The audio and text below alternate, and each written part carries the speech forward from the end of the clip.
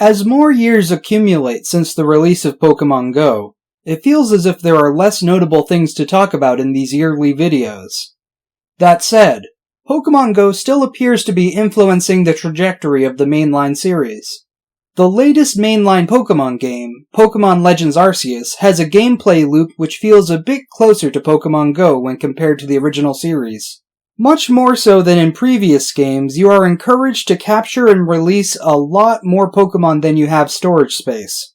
In the same way that raid battles showed up in Sword and Shield after being introduced in GO, research tasks were introduced to the mainline series in Legends Arceus.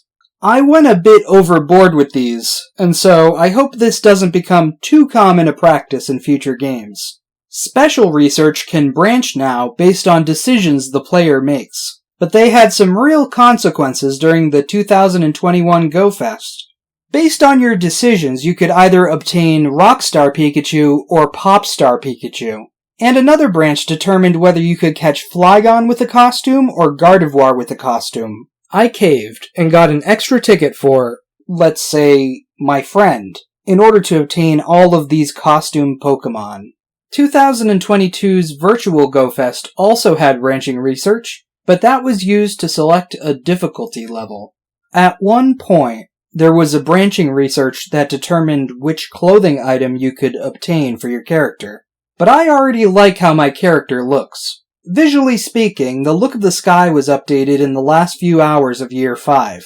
When I was making last year's video, I noticed I forgot to get a costumed Delibird and also a costumed female Krogunk. I corrected this problem when those events happened again. The new costumes this year were the 2021 GO Fest hatted Pikachu, Zigzagoon, Ponyta, Flygon, and Gardevoir, Rockstar and Popstar Pikachu, fashionable Blitzel, Butterfree, and Sneasel, flowered Togetic, Togekiss, and Lopunny, Halloween hats for Pikachu, Piplup, and Drifblim, New Year Hoot Hoot, and 2022 glasses Slowking, which also evolved from the 2020 glasses Slowpoke.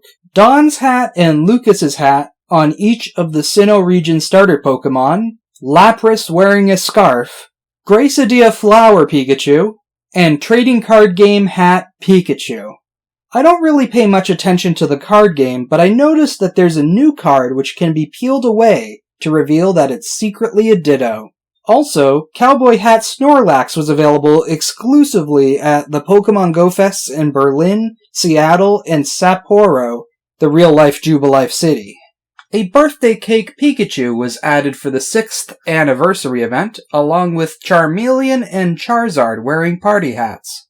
The community days were Eevee, Oshawott, Duskull, Shinx, a combination of some previous community days, Spheal, Hoppip, Sandshrew, Stuffle, Alolan Geodude, and Dino. There were also 2 additional community days for Bulbasaur and Mudkip for some reason. The new legendary Pokémon this year were Zacian, Zamazenta, Tapu Koko, Tapu Lele, Tapu Bulu, and Tapu Fini. There's not that many legendary Pokémon left for them to introduce, but they could probably drag out the rest of them over the course of a few more years.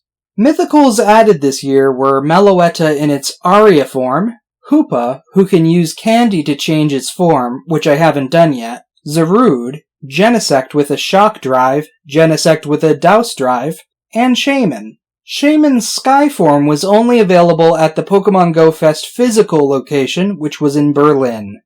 I posted a video this past year about getting Shiny Mew and hunting Shiny Darkrai in Pokémon GO. I succeeded, but I also continued going after shiny mythical Pokémon when it became possible to hunt Darkrai, Shaman, and Arceus in Brilliant Diamond and Shining Pearl. Those hunts, along with my hunt for Fione, deserve their own video, which I'll be sure to edit relatively soon. I was also able to change the forms of my 4 shiny Deoxyses from Pokémon GO. That's what I said I would do in last year's video, but I didn't know 100% if that was possible. It turns out it was. I found it interesting to live my life as a shiny hunter for a little while, so I hope you look forward to that video. In Year 6 of Pokémon GO, I got myself from level 45 to almost level 50. It won't be too long before I finally make it. Along the way, besides getting experience points, I had to accomplish certain tasks in order to progress. A notable one was walking over 25 kilometers per week for 8 different weeks, and the most difficult task for me was to obtain 35 platinum medals. I used to try to get a lot of gold medals in Pokémon GO. When platinum medals were introduced, I felt disheartened, and I stopped attempting to get medals at all. When I realized that I had to get 35 platinum medals in order to progress, I had to go out of my way to earn 14 additional platinum medals. After a storm, I was trapped at my house for some time, so I listened to some audiobooks and worked on my Ace Trainer medal. I had to fight Blanche for 18 hours using a Sirfetch'd. I earned the Battle Girl medal, the Gym Leader medal, and the Berry Master medal at around the same time. Basically, every morning I would take as many gyms in town as I could, and every night I would take them again. Eventually, my accumulation of gym holding hours surpassed 15,000, which is 625 days, divided by up to 20 gyms at a time. Getting the Platinum Gym Leader medal is guaranteed to take over a month, and it would only be that short of a time if you could continuously hold 20 gyms for 24 hours a day. I earned the Pokémon Ranger medal by doing some more research tasks. I don't think it took me very long because I had slowly been doing extra tasks beyond the 1,000 I needed for the gold medal. My friend Lefty got a new phone, and so we teamed up to work on my Gentleman medal, and most importantly, all 3 of the League Veteran medals. It was quite an ordeal. I must have battled Lefty almost 3,000 times, although for some reason he only used very weak Pokemon. The Platinum medals for Fighting, Ice, and Steel were close enough to finish for me to complete in a timely manner. Dragon, on the other hand, took me until just a few days ago to finally finish. I have now mastered all 18 elements. I don't think getting the Purifier medal was too much of a challenge, but getting the Hero medal certainly was. During a Team Go Rocket Takeover week, I walked over 100 kilometers, chasing after and defeating every grunt I could find. By the end, I had probably battled about 450 of them, finishing my medal. My legs hurt pretty badly, though. I actually was aiming for 36 platinum medals, because at the time, I had earned the Johto medal only by having traded for Heracross and Corsola. Not wanting to be a humbug, I went the extra mile to get 36. I was finally able to catch some Heracross and Corsola myself during various events, one of which was the Johto Go Tour. The Johto Go Tour, similar to the Kanto Go Tour, was a chaotic day with lots of collection challenges. Luckily, the event didn't require the hatching of any particular Pokemon, and I had lots of Johto candies saved. But if the one Tyrogue I had didn't evolve into a Hitmontop, this event could have been a disaster. Unfortunately, one thing you had to do was evolve Eevee into Espeon, and while luckily the walking distance requirement was lifted, the time of day specification was not. Many people forgot to evolve an Eevee before sunset, and so couldn't complete the challenge in time. This was the day when I finally caught Corsola myself, and I earned the Johto medal in my heart.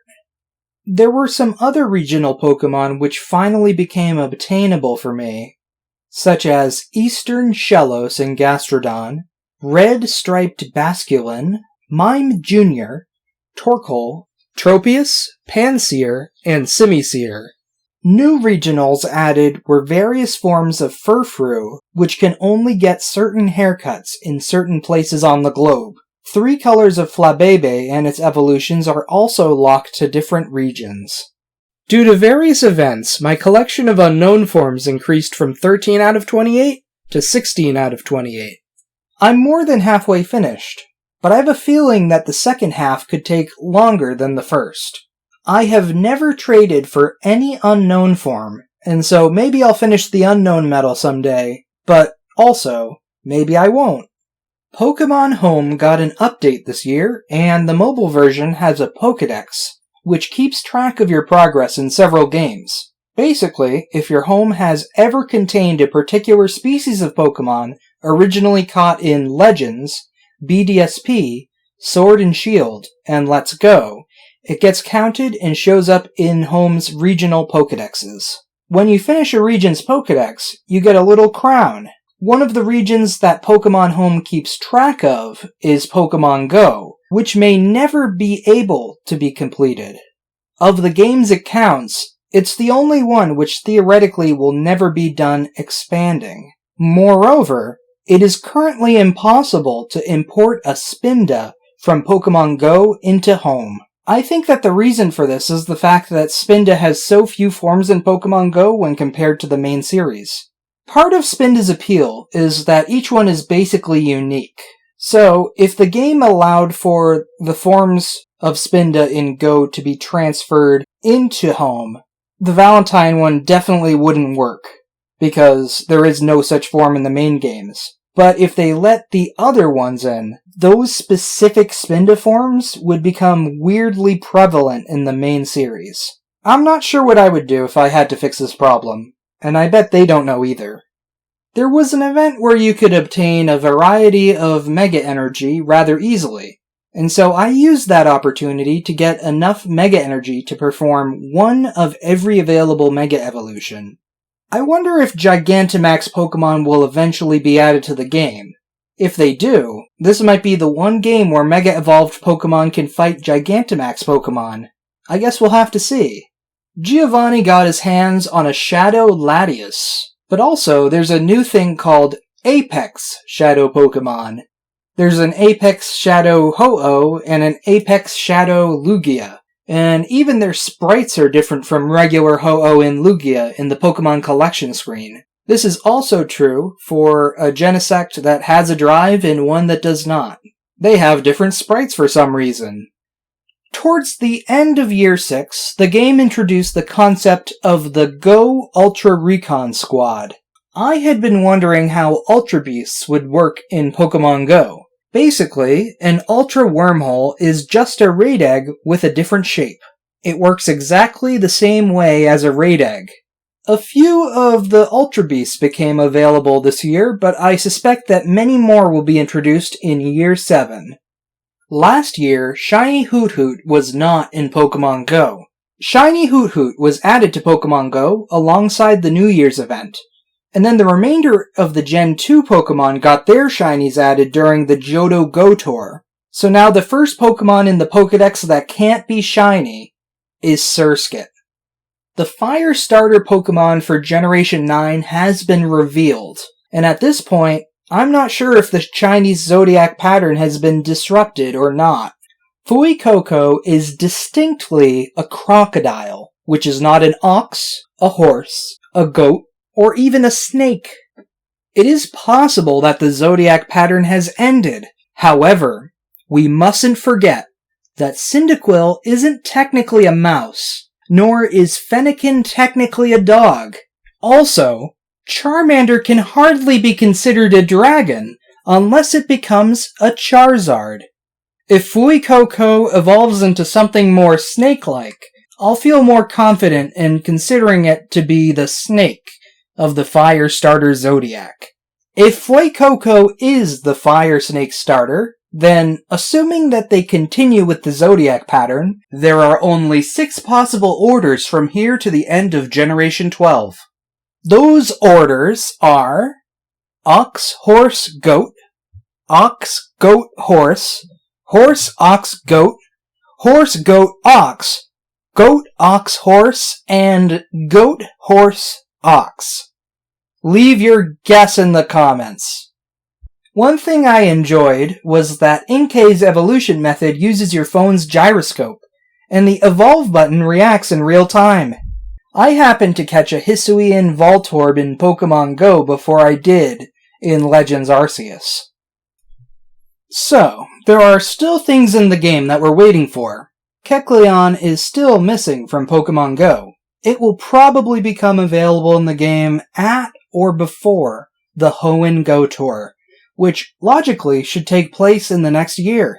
The world is still missing 4 Rotom forms, including the regular one, We have every form of Genesect except for the Chill Drive, Pokemon Sleep, and the Pokemon GO Plus are not yet available. The sequel to Detective Pikachu on the Nintendo Switch has not yet come out. Eternal Flower Floette has not yet become obtainable in the mainline series. And in the anime, Kurt still hasn't figured out the GS Ball. That's about all I have to say about Year 6 of Pokemon GO. The next year will be Year 7. Thank you for watching, and have a great day.